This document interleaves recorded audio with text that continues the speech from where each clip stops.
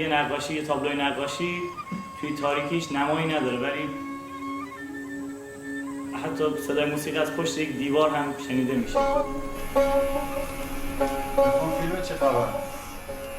والا یه تهیه کننده خارجی پیدا کردم، میخواستم بسازم ولی قضیه که نمیشه از اون پول فرستاد برای من.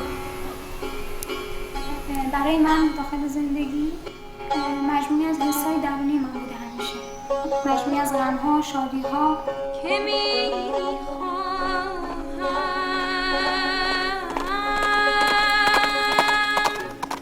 در جاتا چی فکر بده برای من؟ چه پول بدوزی کن؟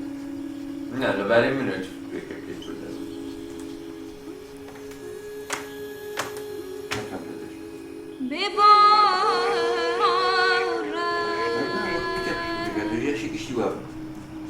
إنسان كان نتمنى زور زودتر به دنیا هاته شاید. إنسان كان نتمنى یا لجهکی خراب ها به دنیا هاته یا زودتر به دنیا هاته. به نظر من موسیقی صدای عشقه. پرنده کوچک بود. یه بار باید آشنا باشی واقعا. هر کسی باید یه بار آشنا باشی. پرنده فکر نمی کرد. من واقعا نمیدونم چرا اینجا.